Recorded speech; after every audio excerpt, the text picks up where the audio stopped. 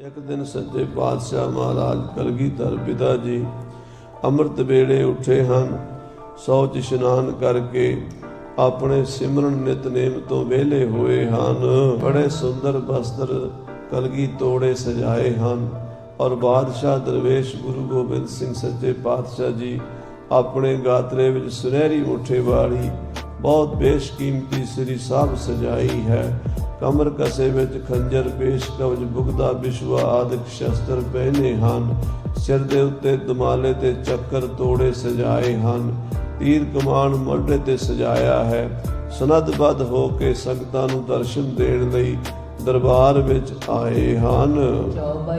सिर पर सतगुर शाल सजाई। अज महाराज ने पश्मीने दी पग बन्नी है।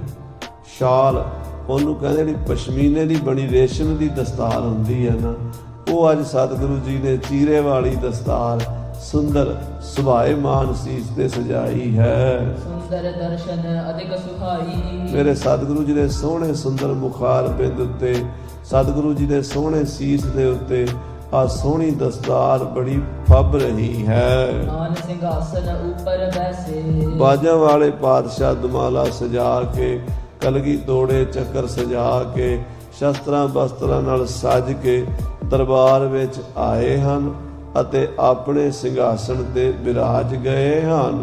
ਸੁਰਗਨ ਮਹਿ ਸੁਰਪਤ ਹੋਇ ਜੈਸੇ। ਏਦਾਂ ਬੈਠੇ ਨੇ ਜਿਵੇਂ ਸਾਧ ਸੰਗਤ ਜੀ ਦੇਵਤਿਆਂ ਦੇ ਵਿੱਚ ਦੇਵਰਾਜ ਇੰਦਰ ਬੈਠਾ ਹੋਵੇ, ਜਿਵੇਂ ਤਾਰਿਆਂ ਦੇ ਵਿੱਚ ਚੰਦਰਮਾ ਸੋਭਾ ਪਾ ਰਿਹਾ ਹੋਵੇ, ਏਦਾਂ ਸ੍ਰੀ ਗੁਰੂ ਗੋਬਿੰਦ ਸਿੰਘ ਸਾਹਿਬ ਜੀ ਆਪਣੇ ਖਾਲਸੇ ਵਿੱਚ ਸੋਭਾ ਪਾ ਰਹੇ ਹਨ। ਲਗਿਓ ਦੀਵਾਨ ਮਹਾਨ ਸੁਜਾਨਾ। ਬੜਾ ਵੱਡਾ ਦੀਵਾਨ ਸਜਿਆ, ਹਜ਼ਾਰਾਂ ਸੰਗਤਾਂ ਦਰਸ਼ਨ ਕਰਨ ਆਈਆਂ ਹਨ। ਚੌਦਿਸ਼ ਮਹਿ ਸਿੱਖ ਥਿਰਮ ਦੀਵਾਨਾ। ਬਹੁਤ ਇਕੱਠ ਹੋ ਗਿਆ ਸੰਗਤਾਂ ਦਾ। ਇੰਨੀ ਸੰਗਤ ਹੋ ਗਈ ਵੀ ਸ੍ਰੀ ਕੇਸਗੜ੍ਹ ਸਾਹਿਬ ਦੀ ਪਹਾੜੀ ਤੇ ਤਿਲ ਸੁੱਟਣ ਜੋਗੀ ਥਾਂ ਨਹੀਂ ਬਚੀ।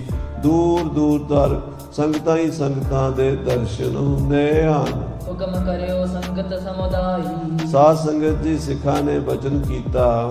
ਮਹਾਰਾਜ ਜਿਹੜੇ ਨੇੜੇ ਸਨ ਨਾ ਖਾਸ, ਉਹਨਾਂ ਨੇ ਇੱਕ ਬਚਨ ਕੀਤਾ, ਮਹਾਰਾਜ ਐਤਕੀ ਤੁਹਾਡੇ ਸਿੱਖ ਬੜੇ ਆਏ ਨੇ।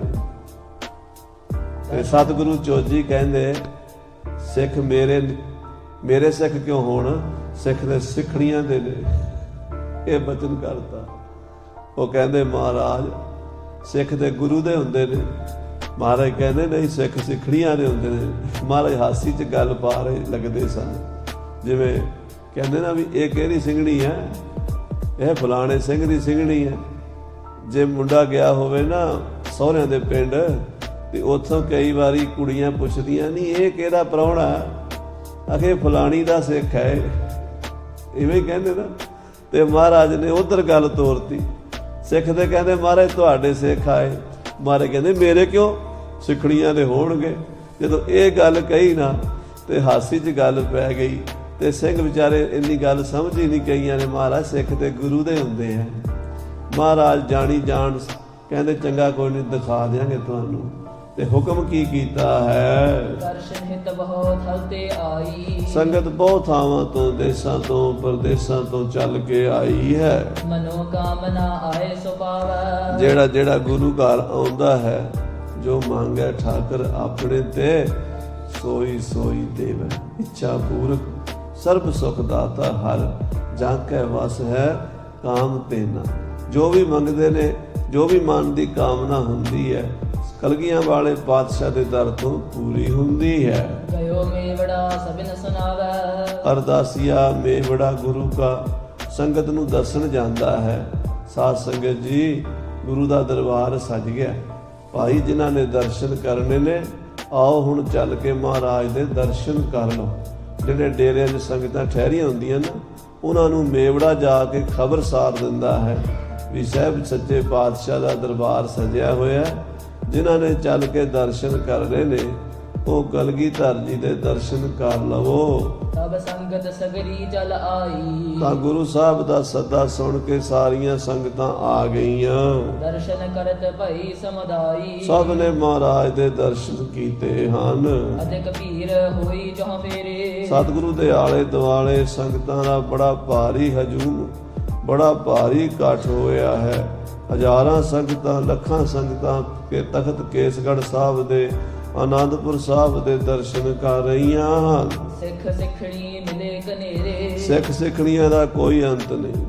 ਮਾਈ ਭਾਈ ਵੱਡੇ ਛੋਟੇ ਬੱਚੇ ਬੁੱਢੇ ਸਭ ਦਰਸ਼ਨਾਂ ਲਈ ਆਏ ਹਨ। ਬੈਠੇ ਸ਼ੋਭਤ ਗੁਰ ਤਿਸ ਬੇਰੰ, ਮਹਾਰਾਜ ਕਲਗੀਧਰ ਜੀ ਤਖਤ ਸਾਹਿਬ ਤੇ ਬੈਠੇ ਸੋਭਾ ਪਾ ਰਹੇ ਹਨ। ਗਨ ਜਛਨ ਮਹਿ ਤਥਾ ਕੁਬੇਰੰ, ਜਿਵੇਂ ਜੱਛਾਂ ਦੇ ਵਿੱਚ ਕੁਬੇਰ ਬੈਠਾ ਹੋਵੇ। ਸਾਧ ਸੰਗਤ ਜੀ, ਜਿਹੜੇ ਦੇਵਤਿਆਂ ਦੇ ਖਜ਼ਾਨਚੀ ਹਨ ਉਹਨਾਂ ਦਾ ਨਾਮ ਕੁਬੇਰ ਹੈ। ਉਹ ਜੱਛਾਂ ਦੇ ਵਿੱਚ ਕੁਬੇਰ ਸਭ ਤੋਂ ਵੱਡਾ ਮੰਨਿਆ ਜਾਂਦਾ ਹੈ, ਕਿਉਂਕਿ ਉਹ ਖਜ਼ਾਨਚੀ ਹੈ ਨਾ, ਮਾਇਆਧਾਰੀ, ਮਾਇਆ ਦਾ ਦੇਵਤਾ ਹੈ ਉਹ। ਹਾਂਜੀ, ਆਂਖ ਬਾਂਖਰੀ ਕਮਲ ਸਰੀਖੀ, ਮੇਰੇ ਸਤਿਗੁਰੂ ਏਦਾਂ ਸੋਭਾ ਪਾਉਂਦੇ ਜਿਵੇਂ ਦੇਵਰਾਜ ਇੰਦਰ ਦੇਵਤਿਆਂ 'ਚ ਬੈਠਾ ਹੋਵੇ, ਜਿਵੇਂ ਚੰਦਰਮਾ ਤਾਰਿਆਂ ਵਿੱਚ ਸੁਭਾਏਮਾਨ ਹੋ ਰਿਹਾ ਹੋਵੇ। ਕਵੀ ਜੀ ਕਹਿੰਦੇ ਮਹਾਰਾਜ ਦੀਆਂ ਅੱਖਾਂ ਦੀਆਂ ਜਿਹੜੀ ਸੱਚੇ ਪਾਤਸ਼ਾਹ ਦੇ ਨੇਤਰ ਨੇ ਨਾ, ਉਹਨਾਂ ਦੀ ਸੁੰਦਰਤਾ ਕੈਸੀ ਜਿਵੇਂ ਕਮਲ ਦੀ ਪੰਖੜੀਆਂ ਹੁੰਦੀਆਂ ਹਨ।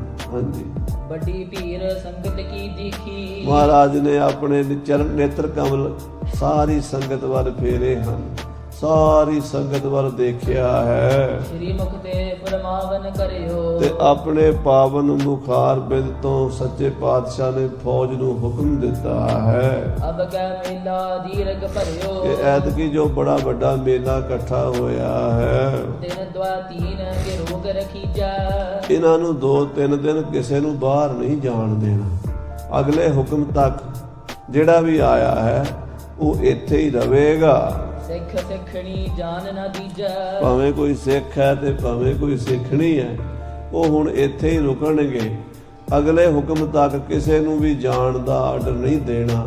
ਸਭ ਪਾਸੇ ਜਿਵੇਂ ਕਰਫਿਊ ਲਾਈਦਾ ਨਾ, ਫੌਜ ਖੜੀ ਕਰ ਦਿੱਤੀ ਹੈ। ਕੋਈ ਮੇਲੇ ਤੋਂ ਬਾਹਰ ਜਾ ਨਹੀਂ ਸਕਦਾ। ਹੁਕਮ ਸੁਨਿਓ ਸਭ ਹੂਨ ਸੁਨਾਏ, ਤੇ ਸੰਗਤ ਨੂੰ ਇੱਥੇ ਦਰਬਾਰ ਵਿੱਚ ਵੀ ਅਨਾਉਂਸਮੈਂਟ ਹੋ ਗਈ। ਮਹਾਰਾਜ ਦੇ ਜਿਹੜੇ ਸਿੱਖ ਅਨਾਉਂਸ ਕਰਦੇ ਸੀ, ਉਹਨਾਂ ਨੇ ਉੱਚੀ ਆਵਾਜ਼ ਵਿੱਚ ਸੰਗਤ ਨੂੰ ਸੁਣਾ ਦਿੱਤਾ ਵੀ ਸਤਿਗੁਰੂ ਜੀ ਦਾ ਹੁਕਮ ਹੈ ਭਾਈ, ਕੋਈ ਵੀ ਸਿੱਖ ਅਗਲੇ ਹੁਕਮ ਤੱਕ ਜਾਣ ਦੀ ਕੋਸ਼ਿਸ਼ ਨਾ ਕਰੇ। ਬੈਠੇ ਭਟ ਰੋਕੇ ਸਮੁਦਾਏ, ਕਿਉਂਕਿ ਬਾਹਰ ਪਹਿਰੇ ਲੱਗ ਚੁੱਕੇ ਨੇ। ਥਾਂ ਥਾਂ ਤੇ ਸੜਕਾਂ ਤੇ ਜਿੱਥੋਂ ਤੁਸੀਂ ਜਾਣਾ ਰਸਤਿਆਂ ਤੇ ਫੌਜ ਖੜੀ ਹੈ। ਸਿੱਖਾਂ ਨੇ, ਸ਼ਸਤਰਧਾਰੀ ਸਿੰਘਾਂ ਨੇ ਤੁਹਾਨੂੰ ਅੱਗੇ ਨਹੀਂ ਜਾਣ ਦੇਣਾ।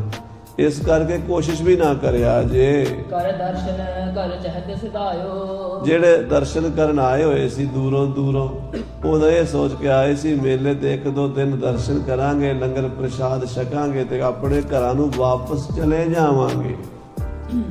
ਕਿਸ ਹੂੰ ਮਗ ਕੋ ਜਾਣ ਨਾ ਪਾਇਓ, ਪਰ ਇੱਥੇ ਕੰਮ ਉਲਟਾ ਹੋ ਗਿਆ। ਸਾਰੇ ਰਸਤੇ ਬੰਦ ਕਰ ਦਿੱਤੇ। ਆਨੰਦਪੁਰ ਸਾਹਿਬ ਤੋਂ ਜਿੰਨੇ ਰਾਹ ਬਾਹਰ ਨੂੰ ਜਾਂਦੇ ਸੀਗੇ, ਸਾਰੇ ਰਾਹ ਰੋਕ ਦਿੱਤੇ ਗਏ ਹਨ। ਭਾਈ ਭਾਵਨਾ ਸਭਨ ਉਦਾਸਾ, ਤੇ ਸਾਰਿਆਂ ਦਾ ਮਨ ਉਦਾਸ ਹੋ ਗਿਆ। ਸਾਰਿਆਂ ਨੂੰ ਘਰ ਦੀਆਂ ਯਾਦਾਂ, ਘਰ ਦੀਆਂ ਜ਼ਿੰਮੇਵਾਰੀਆਂ।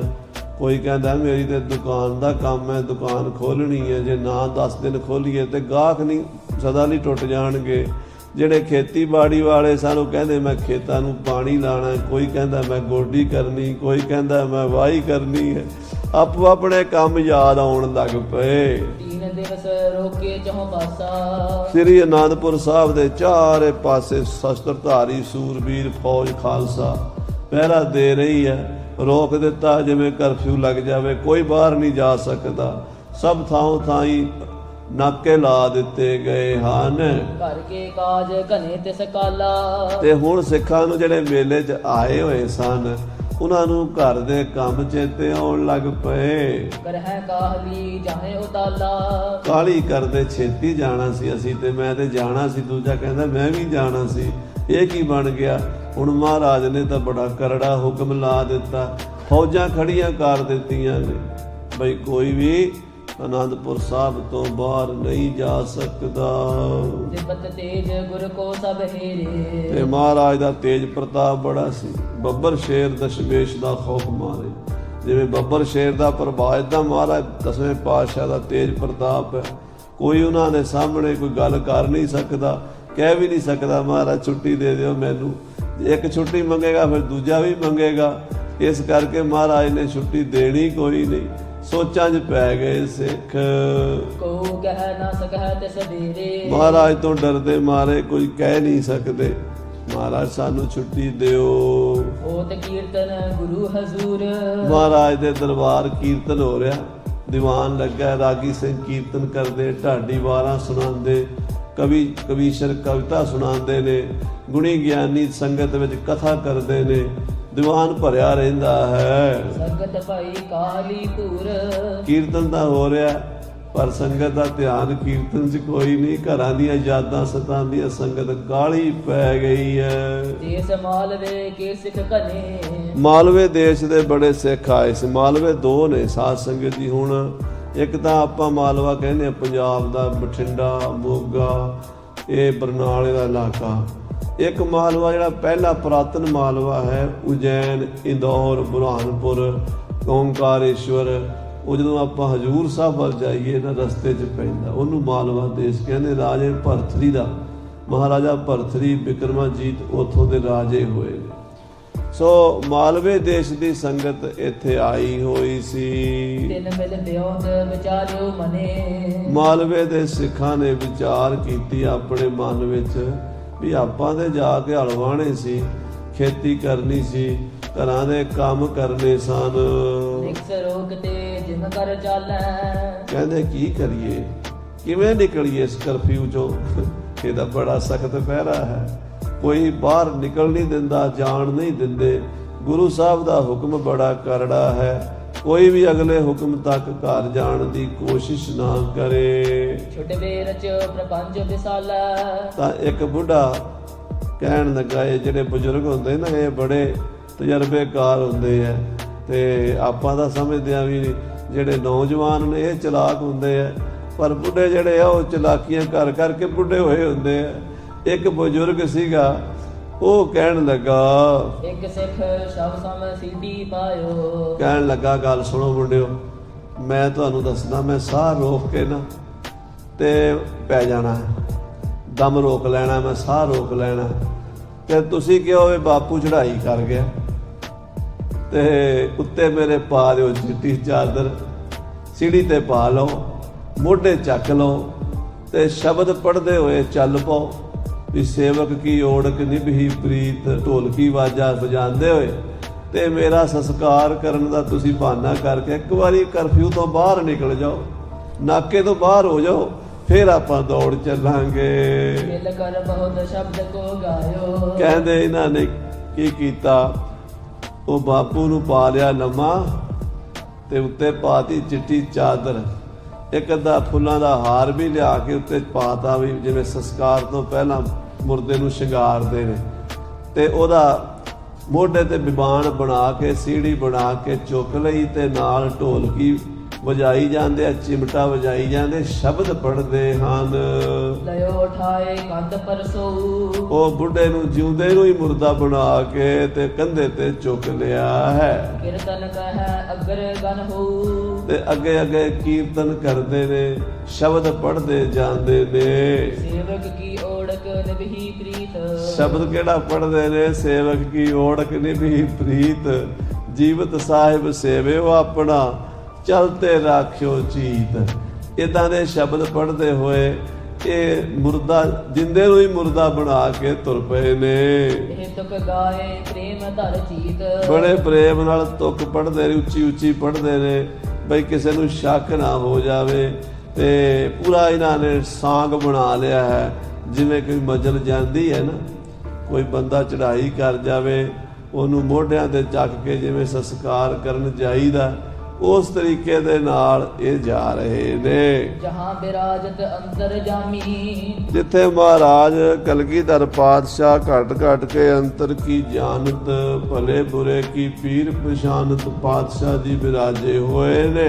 ਤਹ ਕੋ ਆਏ ਠਗਨ ਹਿਤ ਸੁਆਮੀ। ਉਸ ਗਲੀ ਵਿੱਚੋਂ ਲੰਘਣਾ ਪੈਣਾ ਸੀ, ਉਸੇ ਪਾਤਸ਼ਾਹ ਨੂੰ ਠੱਗਣ ਲਈ ਜਿਹੜਾ ਸਾਰੀ ਦੁਨੀਆ ਨੂੰ ਠੱਗ ਲਵੇ। ਆਖੋ ਸਤਿਨਾਮ ਸ੍ਰੀ ਅਕਾਲ।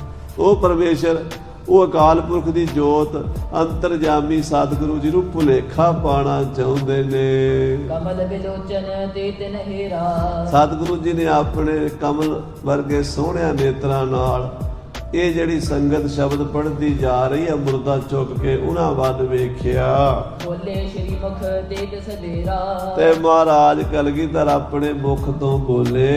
ਕੈਸੋ ਇਹ ਸੰਗਤ ਮਹਿ ਸ਼ੋਰ ਮਹਾਰਾਜ ਕਹਿੰਦੇ ਭਾਈ ਇਹ ਸੰਗਤ ਦੇ ਸ਼ੋਰ ਕਾਹਦਾ ਹੈ, ਕੌਣ ਚੜਾਈ ਕਰ ਗਿਆ ਹੈ? ਰੋਦਨ ਸ਼ਬਦ ਉਦਿਤ ਜੁਤ ਜੋਰ ਕੋਈ ਮਾਈਆਂ ਰੋ ਵੀ ਰਹੀਆਂ ਸਨ। ਉਹਨਾਂ ਨੂੰ ਕਿਹਾ ਸੀ ਵੀ ਤੁਸੀਂ ਵੈਣ ਵੀ ਪਾਣੇ, ਕਿਤੇ ਨਾ ਹੋਵੇ ਤੁਸੀਂ ਰੋਵੋ ਹੀ ਨਾ। ਬੁੱਢੀਆਂ ਮਾਈਆਂ ਵੈਣ ਪਾਣ ਵਿੱਚ ਬੜੀਆਂ ਤਜਰਬੇਕਾਰ ਹੁੰਦੀਆਂ। ਕਹਿੰਦੇ ਇੱਕ ਵਾਰੀ ਸਤਿਗੁਰੂ ਮਹਾਰਾਜ ਗੁਰੂ ਨਾਨਕ ਦੇਵ ਜੀ ਜਾਂ ਕੋਈ ਸਾਧੂ ਮਹਾਤਮਾ ਜਾਂ ਕੋਈ ਬ੍ਰਹਮ ਗਿਆਨੀ ਕਹਿਣ ਲੱਗਾ ਮਾਈਆਂ ਨੂੰ ਸਾਨੂੰ ਸੱਚਖੰਡ ਲੈ ਚੱਲੀਏ। ਉਹ ਕਹਿੰਦੀਆਂ ਚਲੋ ਬਾਬਾ ਜੀ ਚੱਲ ਪੈਂਦੀਆਂ। ਜਦੋਂ ਤੁਰ ਪਈਆਂ ਤੇ ਇੱਕ ਬੁੱਢੀ ਮਾਈ ਪਿੱਛੇ ਪਿੱਛੇ ਹੌਲੇ ਤੁਰੀ ਜਾਂਦੀ, ਕੁੜੀਓ ਨੀ ਮੇਰੀ ਵੀ ਗੱਲ ਸੁਣੋ। ਉਹ ਕਹਿੰਦੀਆਂ ਹਾਂ ਬੇਬੇ ਤੁਰੀ ਆ ਤੁਰੀ ਆ। ਕਹਿੰਦੀ ਨਹੀਂ ਤੁਰੀ ਤੇ ਆਉਣੀ ਆ, ਮੇਰੀ ਗੱਲ ਤੇ ਸੁਣੋ। ਕੁੜੀਆਂ ਕਹਿੰਦੀਆਂ ਦੱਸ ਬੇਬੇ ਕੀ, ਕਿ ਕਿੱਥੇ ਚੱਲੀਆਂ? ਉਹ ਕਿਹਾ ਬਾਬਾ ਕਹਿੰਦਾ ਸੱਚਖੰਡ। ਕਹਿੰਦੇ ਬਾਬੇ ਨੂੰ ਪੁੱਛੋ ਵੀ ਉੱਥੇ ਰੋਣਾ ਪਿੱਟਣਾ ਵੀ ਹੈ ਕਿ ਨਹੀਂ ਜਾ ਕੇ। ਉਹ ਕਹਿੰਦੀ ਬਾਬਾ ਜੀ ਕਹਿੰਦੀ ਉੱਥੇ ਰੋਣਾ ਪਿੱਟਣਾ ਕੋਈ ਨਹੀਂ, ਉੱਥੇ ਤੇ ਆਨੰਦ ਹੀ ਆਨੰਦ ਆ। ਕਹਿੰਦੀ ਮਰ ਜਾਓ ਫਿਰ ਉੱਥੇ ਕਾਹਨੂੰ ਜਾਣਾ ਆਪਾਂ, ਛੱਡੋ ਪਰਾਂ, ਜਿੱਥੇ ਰੋਣਾ ਪਿੱਟਣਾ ਨਹੀਂ ਉੱਥੇ ਜਾਣਾ ਕਾਹਦੇ ਵਾਸਤੇ ਹੈ। ਪਿਛਾ ਮੁੜ ਪਈਆਂ। ਸੋ ਮਾਈਆਂ ਨੂੰ ਰੋਣ ਦਾ ਕਾਫੀ ਤਜਰਬਾ ਹੁੰਦਾ। ਉਹ ਵਿੱਚ 5-4 ਬੁੱਢੀਆਂ ਜੀਆਂ ਨਾ ਵੈਣ ਪਾਣ ਵਾਲੀਆਂ ਹਾਏ ਵੇ ਸ਼ੇਰਾ ਕਰਦੀਆਂ ਪਿੱਛੇ ਤੁਰੀਆਂ ਜਾਂਦੀਆਂ। ਸਤਿਗੁਰੂ ਕਲਗੀਧਰ ਜੀ ਕਹਿੰਦੇ ਮਾਈਆਂ ਰੋਂਦੀਆਂ ਪਈਆਂ, ਵੈਣ ਪਾਉਂਦੀਆਂ ਕਿੱਧਰ ਜਾਂਦੀਆਂ ਹਨ। ਇੱਕ ਸਿੱਖ ਸੁਨ ਬੂਝਨ ਕਹੋ ਧਾਇਓ।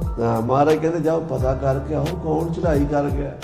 ਇੱਕ ਸਿੱਖ ਪੁੱਛਣ ਵਾਸਤੇ ਗਿਆ ਹੈ। ਕਰਿਓ ਧਾਏ ਕਿਉਂ ਸ਼ੋਰ ਮਚਾਇਓ। ਸਿੱਖ ਨੇ ਜਾ ਕੇ ਪੁੱਛਿਆ ਕਿਉਂ ਸ਼ੋਰ ਪਾਇਆ, ਕਿਉਂ ਵੈਣ ਪਾਉਂਦੀਆਂ ਹੋ। ਸੁਨ ਬਿਖ ਪੁਨ ਹਟ ਭਾਖਤ ਭਇਓ। ਤੇ ਉਹਨਾਂ ਨੇ ਦੱਸਿਆ ਵੀ ਇਹ ਤਾਂ ਸਾਡਾ ਬਾਪੂ ਸੀ, ਇਹ ਵਿਚਾਰਾ ਚੜਾਈ ਕਰ ਗਿਆ ਬੁੱਢਾ, ਤੇ ਇਹਦਾ ਹੁਣ ਸੰਸਕਾਰ ਕਰਨ ਲੈ ਚੱਲੇ ਆ ਜੀ। ਤੇ ਉਹਨੇ ਜਾ ਕੇ ਵਾਪਸ ਕਲਗੀਧਰ ਜੀ ਨੂੰ ਦੱਸਿਆ ਹੁਕਮ ਸਤ ਇੱਕ ਸਿੱਖ ਹੋਏ ਗਇਓ ਕਿ ਸਤਿਗੁਰੂ ਸੱਚੇ ਪਾਤਸ਼ਾਹ ਜੀ ਮਹਾਰਾਜ ਇੱਕ ਸਿੱਖ ਦਾ ਹੁਕਮ ਸਤ ਹੋ ਗਿਆ। ਆਪਾਂ ਕਹਿ ਦਿੰਦੇ ਵੀ ਮਰ ਗਿਆ, ਖਾਲਸੇ ਦੇ ਬੋਲੇ ਨਿਹਾਰੇ। ਸਤਿਗੁਰੂ ਜੀ ਨੇ ਹੁਕਮ ਸਤ ਲਿਖਿਆ, ਯਾਨੀ ਪਰਮੇਸ਼ਰ ਦਾ ਹੁਕਮ ਵਰਤ ਗਿਆ, ਸੱਚਾ ਹੋ ਗਿਆ। ਜਦੋਂ ਜਫਰਨਾਮਾ ਲਿਖਿਆ ਨਾ ਹਜ਼ੂਰ ਨੇ ਔਰੰਗਜ਼ੇਬ ਵਾਲਾ, ਤਾਂ ਉਹਦਾ ਜਿਹੜਾ ਮੰਗਲਾ ਚਰਨ ਦੇਖੋ ਤੁਸੀਂ। ਆਪਾਂ ਬਾਣੀ ਬਾਕੀ ਬਾਣੀ 'ਚ ਲਿਖਿਆ ਤਾਂ ਇੱਕ ਓੰਕਾਰ ਸ੍ਰੀ ਵਾਹਿਗੁਰੂ ਜੀ ਕੀ ਫਤਿਹ, ਪਰ ਜਫਰਨਾਮੇ ਦੇ ਪਹਿਲਾਂ ਕੀ ਲਿਖਿਆ? ਇੱਕ ਓੰਕਾਰ ਹੁਕਮ ਸਤ ਸ੍ਰੀ ਵਾਹਿਗੁਰੂ ਜੀ ਕੀ ਫਤਿਹ। ਹੁਕਮ ਸਤ ਦਾ ਮਤਲਬ ਵੀ ਔਰੰਗਜ਼ੇਬ ਦਾ ਹੁਕਮ ਸਤ ਹੋ ਜਾਣਾ ਹੁਣ, ਆਖੋ ਸ੍ਰੀ ਵਾਹਿਗੁਰੂ।